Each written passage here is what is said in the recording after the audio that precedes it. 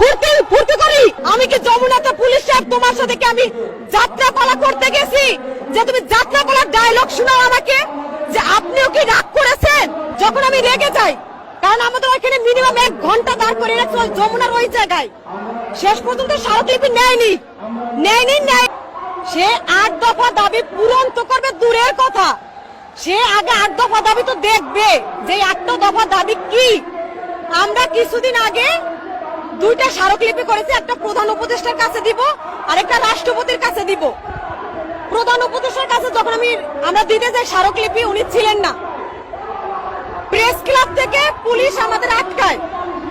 আমরা তাদেরকে বলছি, রিকোয়েস্ট করছি যে আমরা আজকে আন্দোলন করতে আসিনি, আমরা কোনো ব্যানার নিয়ে আসিনি, আমরা চাইলে 5000 লোক নিয়ে আসতে পারতাম। আমরা মাত্র 10 জন লোক গিয়েছি, শান্তিপূর্ণভাবে একটা স্মারকলিপি দিতে যাব। আমাদের প্রেস ক্লাব থেকে আটকায় সেগুনবাগিচাতে, সেখান থেকে আটকায় মৎস্য ভবনে, পুলিশ স্টেপ বাই স্টেপ আমাদের আটকায়। দেন ফাইনাল যখন আমাদের আটকায়, আমরা বলছি যে অন্তত পক্ষে আমাদের 2-3 জনকে যেতে দিন, আমরা জাস্ট স্মারকলিপিটা দিয়ে চলে আসব। পুলিশ আমাদের কি বলে পরম যত্নে তার গাড়িতে করে যমুনাতে নিয়ে যায়। যমুনাতে নিয়ে আমাদের 4 জনের ফোন নাম্বার নেয়, নাম নেয়, 4 জনে আলাদা আলাদা করে। পরে বলে আপনারা এবার আসতে পারেন। পুলিশ সাহেবরা বলছি আপনি এবার আমার যদি আপনি বলেন যে আপনি এবার আসতে পারেন, তাহলে আমরা কেন পরম যত্নে আপনার গাড়িতে করে যমুনাতে নিয়েছেন?